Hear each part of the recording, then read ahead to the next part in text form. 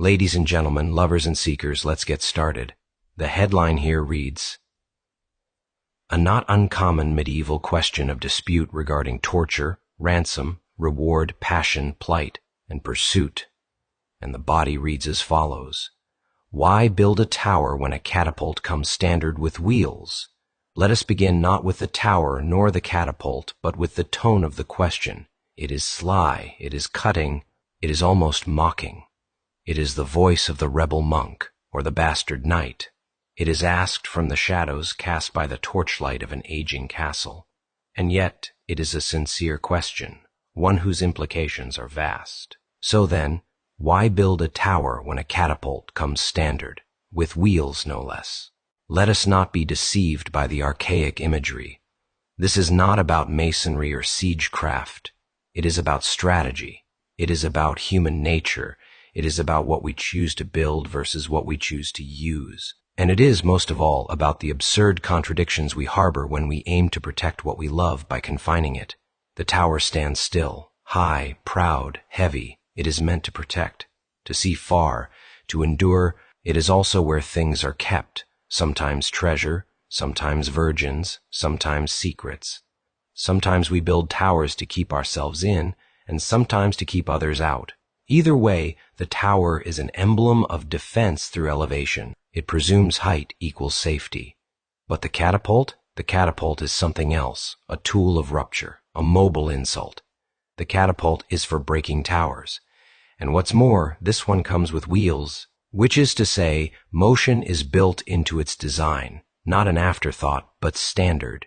It is meant to move and to strike. So the question lingers, why would you invest time and stone in constructing something as inert and symbolic as a tower, when you could put your energy into a mobile device of disruption? Now we begin to see the philosophical depth. Why build the thing that gets attacked, when you could build the thing that attacks? Why invest in permanence when agility is free? Why defend what you love in a single place, when what you love moves, changes, flees, fights? Let us remember the full title of this fragment. It is not about castles or cannons. It is about torture, ransom, reward, passion, plight, and pursuit. A list that reads more like a medieval love letter than a military campaign. These are not categories of architecture, but of human emotion, of story, of myth, of suffering. So perhaps the tower is not a building at all. Perhaps the tower is your plan. Your long, hard climb toward the perfect situation, the house, the career, the theory, the system that will protect you from pain. And perhaps the catapult is life itself.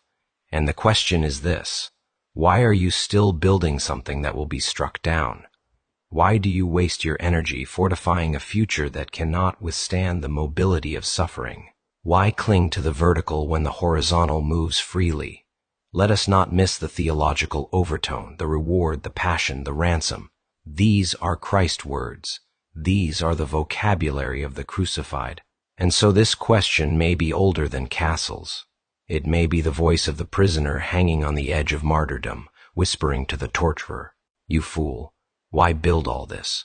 Why this grand machine of punishment, when the weapon of grace already rolls on wheels? The catapult may be grace, or it may be death, or it may be love. Whatever it is not contained.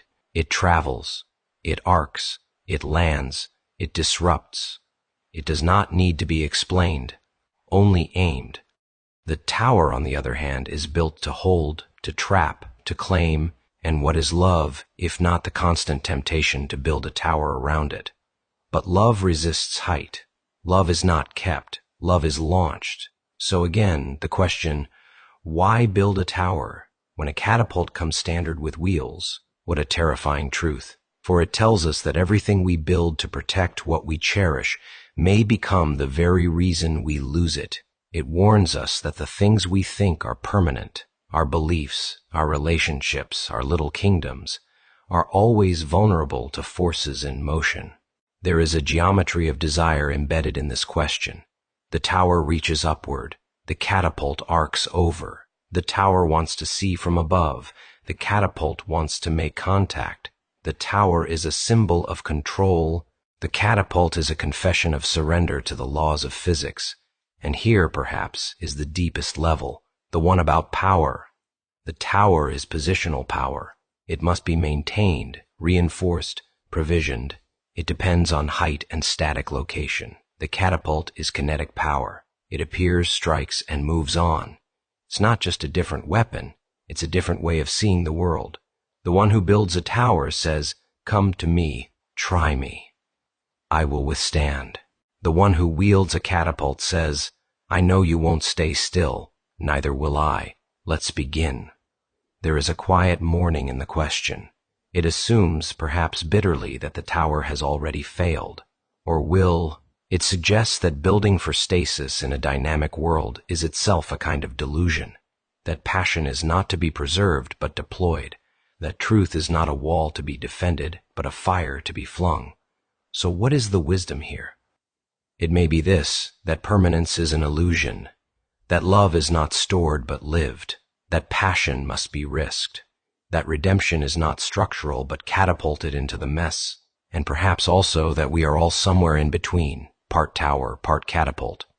We build what we can, we launch what we must, we try to keep still and then life moves us. Some of us try to keep pain locked away in tall chambers.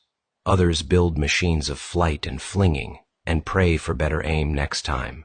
The wisdom of the fragment is not to condemn towers, nor to glorify the catapult, but to ask the question in the right voice, at the right time.